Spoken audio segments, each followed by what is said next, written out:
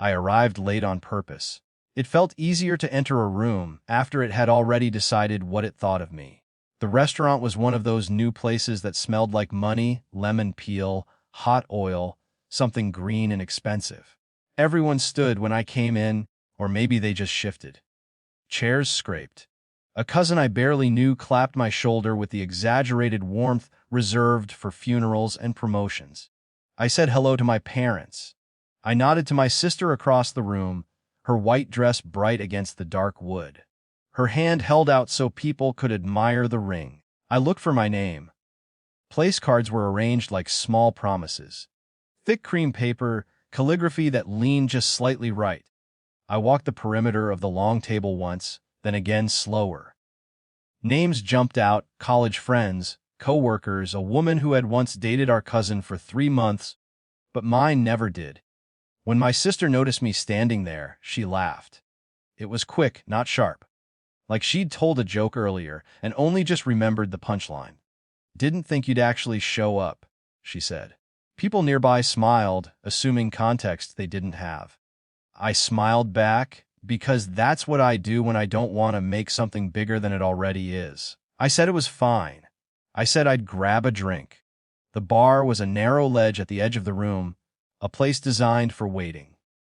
I ordered a whiskey and sat with my back to the wall, my girlfriend beside me. She watched the room without trying to soften it for me. That was one of the things I loved about her. She didn't rush to fix the feeling before it finished arriving. Plates clattered. The first course went out.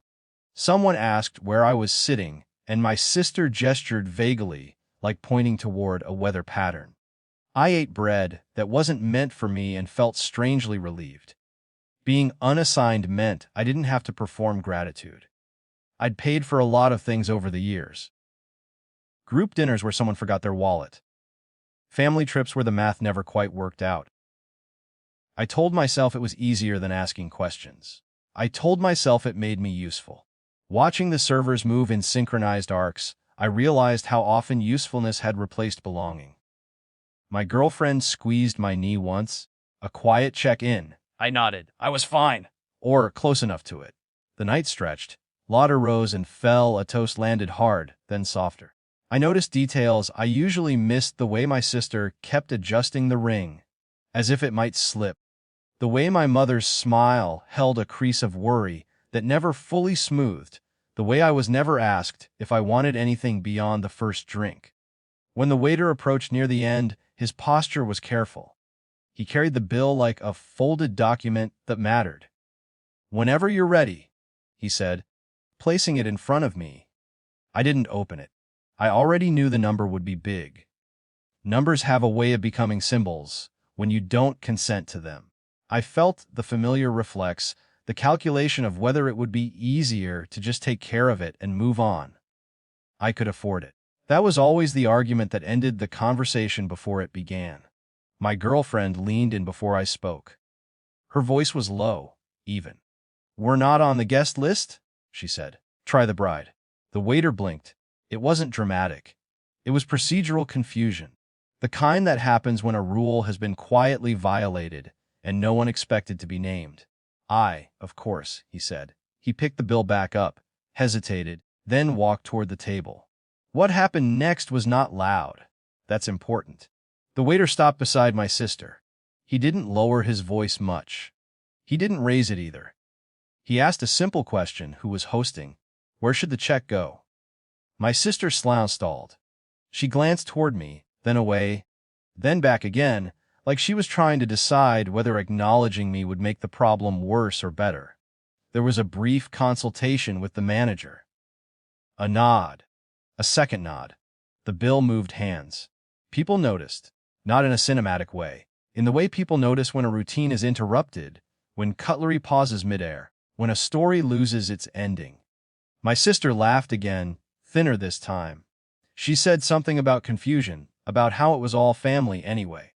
The manager smiled professionally and waited. In the end, the bill went where it was always meant to go. The bride signed. The waiter thanked her. No one looked at me when it was over. I finished my drink. My girlfriend asked if I wanted another. I said no. We stood, gathered our coats, moved toward the door without announcing ourselves. On the way out, my mother touched my arm. She didn't apologize. She didn't ask me to stay. She just said, "Drive safe," as if that covered everything. Outside, the night was cold enough to feel earned. We walked a block before either of us spoke. "I'm glad you said something," I told my girlfriend. She nodded. "I know." There was no rush of triumph. No speech forming in my head that I wished I'd delivered. What I felt instead was a quiet recalibration. A sense that something habitual had been interrupted, maybe permanently. At home, I set my keys down and noticed how light my hands felt. Not because I'd avoided paying, but because I hadn't explained myself. I hadn't negotiated my own erasure. I'd let the rules do their work. Later, lying in bed, I thought about the place card that never existed. How I'd stood there, hopeful and small, scanning for proof. I understood then that the proof I'd been looking for wasn't on the table at all.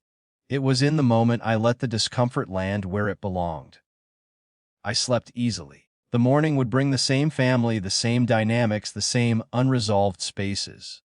But something had shifted, not outwardly, internally. A boundary I hadn't known how to draw had been traced by someone else's steady hand, and for once, I didn't erase it.